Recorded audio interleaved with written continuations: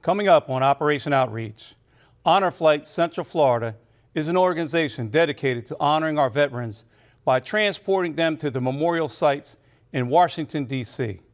This meaningful initiative offers our heroes a powerful reminder of where they've been, what they've given, and the legacy they carry forward. Today we'll learn all about Honor Flight Central Florida and meet a veteran who has had the opportunity to participate in an Honor Flight initiative.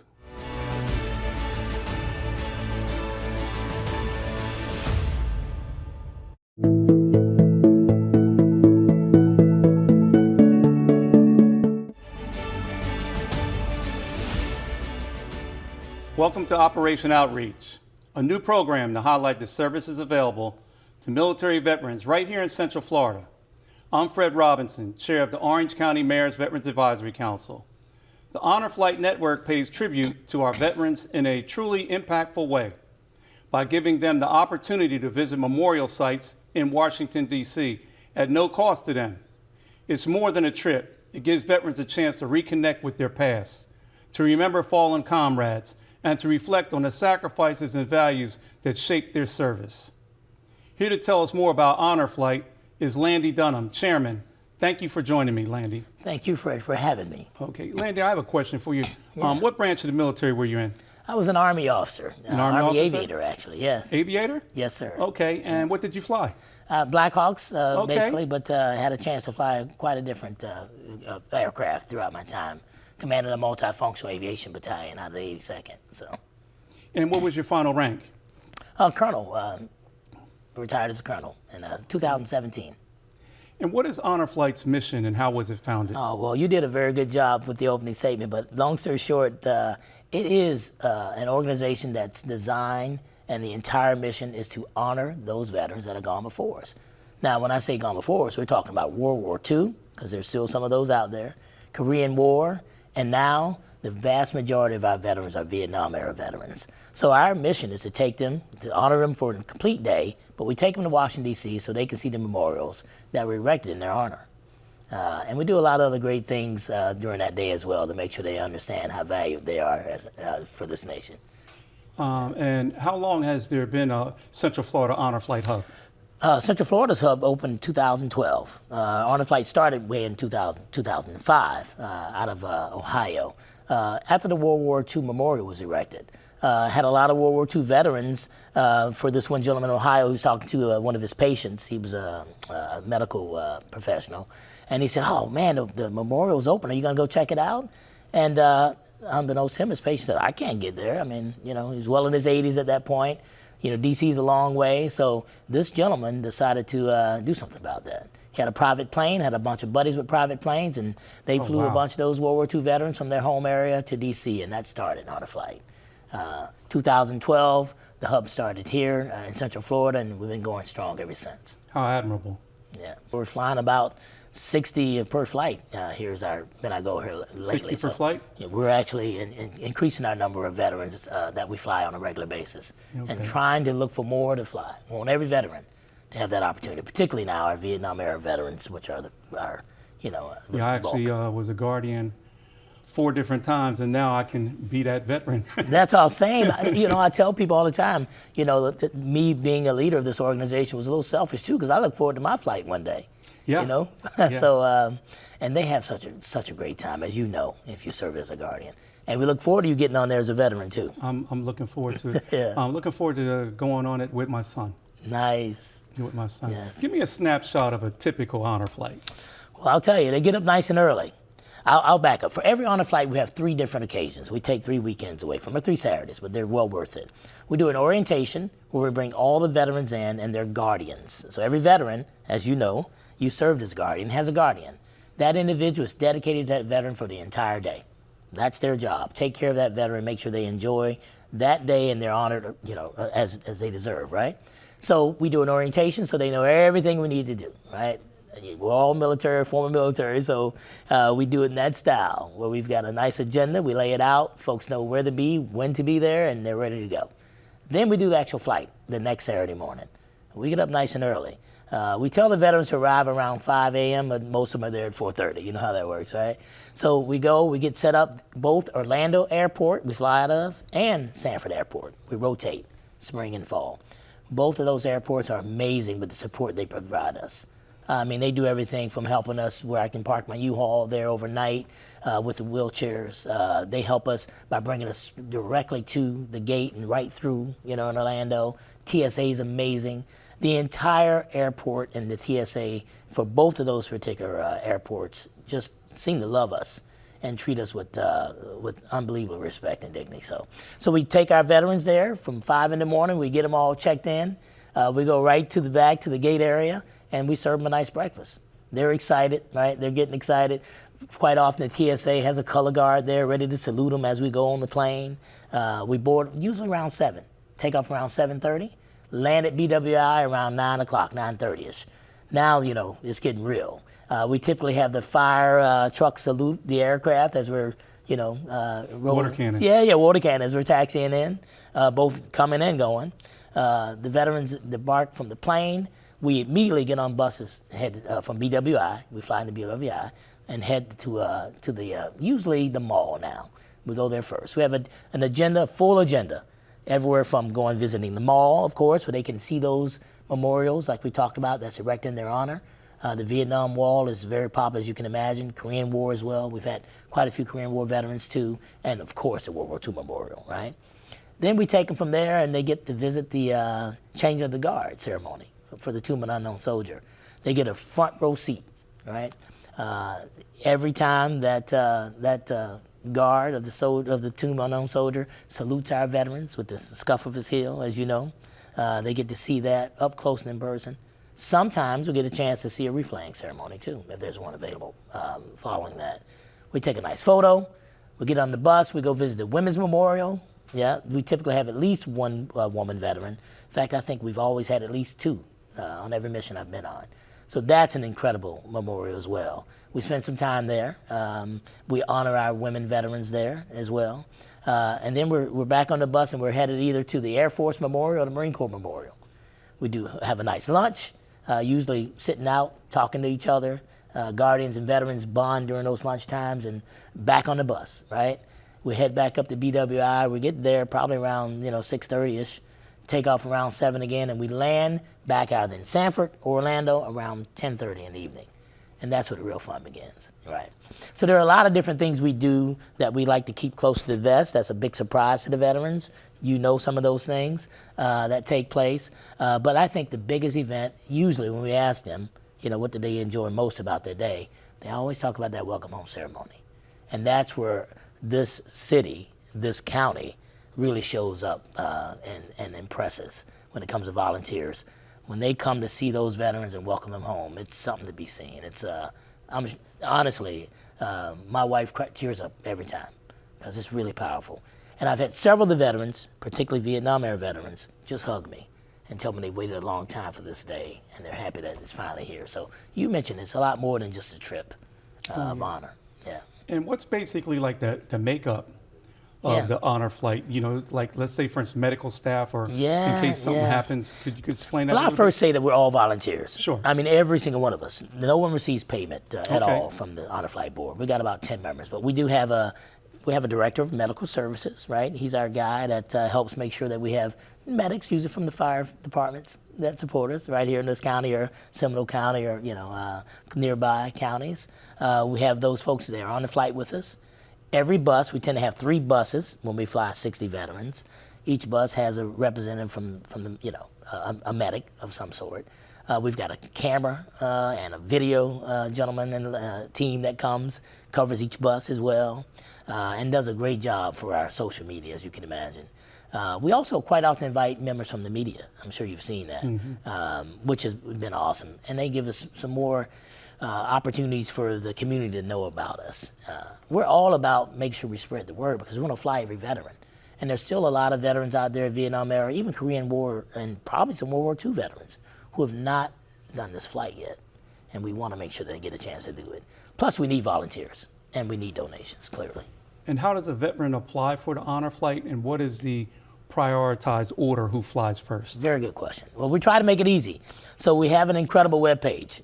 It's www.honorflightcentralflorida.org, all one word, .org, right? And we make it as easy as possible because there's a little tab you click on that says applies for, to be a veteran. And you can fill it out that way. But like I mentioned, we still have some older veterans out there who aren't, too computer savvy. So we can also go hard copy. We still get quite a few hard copy applications. Well, they just print it out, and fill it out with a pen or pencil, and send it back to us. We prioritize based on, of course, a couple things. First, World War II, age, right? Korean War vets, they're always first. Unless we have a Vietnam era veteran who's terminally ill. Terminally ill veterans always, we try to put them up front. We want to make sure they get that flight, if at all possible, as soon as possible. We do, however, I want to say this very quick, we do have a virtual honor flight that we do as well in support of some veterans who just aren't healthy enough to go at this point. And that's been incredible too. We've got a lot of great feedback from those. But we want to get those veterans on the flight. Oh, absolutely. That's the key, yeah. Absolutely. So that's how we prioritize. And how much does a typical honor flight cost, and how can we in the community help support you? Appreciate that. Well, we've got some incredible organizations that have stepped up and helped us with donations, but a typical honor flight is about $60,000. And remember, it's no cost at all to the veteran. Our guardians tend to pay about $500 though, particularly our new guardians. They're really paying for their airline and their food, right? We feed them as well. And if they've done it a couple times, which many guardians have, as you mentioned, you've done about 4, of course we try to make sure that we reduce that cost on that guardian for supporting us as well. But we have on that same webpage, www.honorflightcentralflorida.org, a place where you can actually donate funds as well. And we receive quite a bit of donations that way. You can also mail in donations to the address, which is also on that webpage. And lately we've been having a lot of organizations, companies, that have said, we want to sponsor an entire flight. And like I mentioned, about $60,000. And we do the best we can to highlight that organization and thank them for their support on our webpage and opportunities like this. Okay, well, Landy, I really appreciate you coming here and letting me interview you today. I want to thank you for your service to our nation. And I want to thank you for the great thing that you're doing for Honor Flight, because I've been on them and no 2 honor flights are the same. That's right. And the difference it makes in these veterans' lives is unbelievable. You have to go on it to really get the true experience. That's absolutely right. And I'm so glad that you supported it and continue to support us. And thanks for having me once again. We love it. All right. We absolutely love it. Thank you again. Fred, have a great one. You're welcome. It is evident that Honor Flight Central Florida is not only playing a significant role in honoring our heroes, but also ensuring that the sacrifices and legacy of our veterans is never forgotten. When we come back, we will hear from Anthony Johnson, a veteran who had a chance to travel on an honor flight as a guardian a few times, but his most memorable was when he served as a guardian for his father.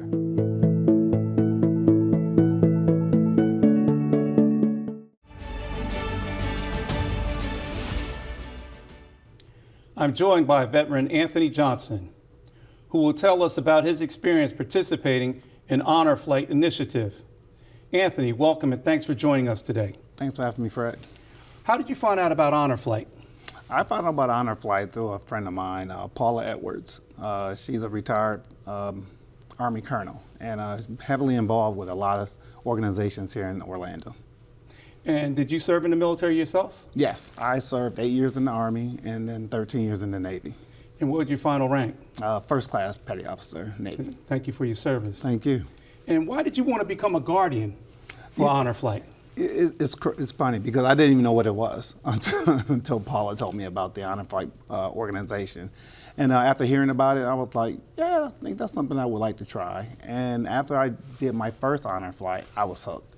Loved the organization, loved the veterans, loved seeing the look on their faces and what it actually meant and means to them when they do the flight itself.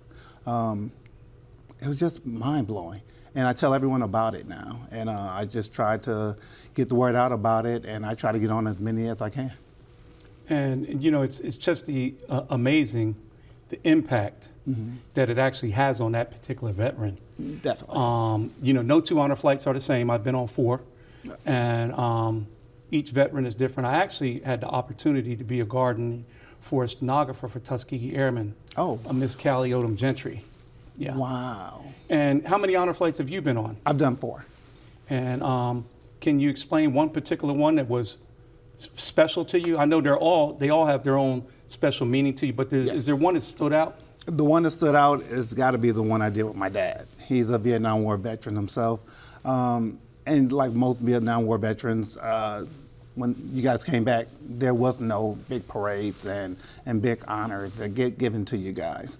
And so growing up with my dad, he never really talked about his time in Vietnam. And so when I told him about the honor flight, he was kind of hesitant at first. And the more I talked to him about it, he was like, all right, well, I'll do it. And best thing ever. He absolutely loved it, changed his whole perspective on the homecoming itself. Teared up. I mean, it was just nothing he expected. And it just showed, he just came back a different person. And I was so honored and happy to actually being able to do it with him. And that meant everything to both of us. Yeah. I can imagine, just serving during Vietnam myself. I feel a lot of what you're saying right now in that particular aspect, but I'm sure it relieved him of a lot. Which particular monument or memorial has the most impact on you, or you enjoyed the most? I would have to say the Vietnam War, the wall. And I think that hits harder to me because of my dad, because he's a Vietnam War veteran, and just seeing the emotion on his face as we strolled down that walkway. He couldn't find his buddy on the wall, unfortunately, but it just brought closure to him, just being there, and again, it just meant the world to me to actually be able to witness all this for him. Has it changed any of the dynamics of his demeanor since going on that flight than prior? Have you seen any change in him? Oh, most definitely, definitely. Could you explain that to me? A lot happier, a lot more outgoing. He talks more about, he jokes around a lot more than he did previously. And I think one of the biggest impact is that he actually went back and told a bunch of his buddies about Honor Flight as well. And they're now trying to get on one and signed up to do it so that they can have that same experience. My dad was really not an outgoing, personal person growing up, but I don't know, it was like after the flight, this whole bubbly personality just kind of came out of him after that. Yeah, I'm sure there's a lot of wounds I believe so. that were lifted. Yeah. In that particular aspect, and he just got a lot of that off of him. In that particular aspect. Has your family noticed a difference in him? My sisters, I think they did see it when we came back. When we were, it's funny because we were on a video call together. Oh, okay. And they were looking at him, and they're looking at me like, man, Dad, you used to seem different. And it's like then he started talking about the honor flight and everything that we did, and it just, I don't know, it's like we all just looked at each other and like, man, it's like he's changed, he's different. He's just a lot happier now. So I think it did alleviate a lot of the pressures that he was carrying with him, a lot of the burdens.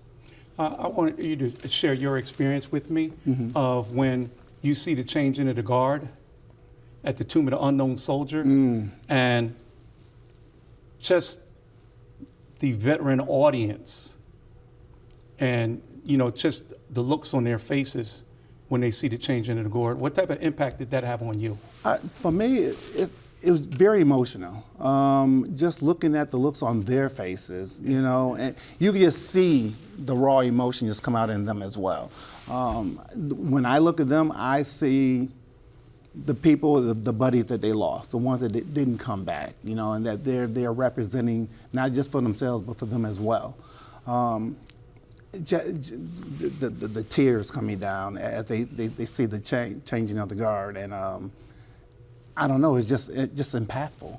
I just kind of stay really focused on my dad and the look on his face, and it just went from like this stern look into this whole look of like just relief. You know what I'm saying? So it's like that was probably one of the most powerful moments, just spending time with my dad up there as well. Yeah, one of my observations of that is after the changing of the guard and they move away from that area to go towards another area, it seems like, you know, they're more joyful and, you know, lighthearted about things. And I have a hospice background and I dealt with veterans and, you know, I have special training. And when you see them in that type of a situation, that's what we call a soul injury. Because they never got a chance to say goodbye and to that particular person. So for them to have that opportunity to do that while they're still alive, you know, everybody has their own way of expressing it there. That's why I asked you about that, because it was so monumental. Also, was there any particular memorial? You've done 4 flights. Right. What were the different campaigns that the different veterans that you were guardian for? Were any World War II, Korea, that you've ever? Korean War. The Korean War vet. Okay. That guy, oh my God. The crazy thing is, like, he was just so bubbly. You know what I'm saying? Great guy to be around. He was actually my first fight. And when we got to his campaign and he saw the Korean War, I got all choked up because it's like, it is like incredible. And again, it's one of those situations where a lot of his buddies didn't make it back, but he did. And you could see the emotion, the raw emotion just come out in him as we, you know, went through the memorial. And we both started crying, you know, and and that right there being my first, I think that's what solidified my role as a guardian with Honor Flight. It's like, oh yeah, I want to do more of these. Yeah, I've talked to a couple of the Rangers there, and they were saying in certain mornings, like when it's foggy, you know, when you see those figures in there, it's just so surreal. Yes. And what I'd like to also ask you is, how has your experience with your father and relationship with your father, how has it changed since you were a guardian for him on an honor flight? Was there any change? Can you tell me the experience between you and him that you had personally with him? Yes, and again, growing up, my dad was a real private person. He didn't really talk a lot, very stern, strict, and a lot of times we didn't understand why he would get into these emotional fits. There was no such thing as PTSD back then, so we didn't know. But as far as after the flight goes, I don't know, it's like everything just opened up and we became really, really close. I mean, really, really close. I mean, we started talking more. He would call me more. I would call him more. He lives in Lakeland. So, Lake Welp, I'm sorry. But we still didn't see each other as much. But after the flight, we started like going back and forth so much more and spending so much more time together. And it was just a joy. It was like being around a different person. And so I know that the flight actually worked. Yeah. Well, Anthony, I really appreciate your service to our nation. Thank you. And thank you for letting me interview you today. Thanks, Fred. I really Pleasure appreciate being it. here.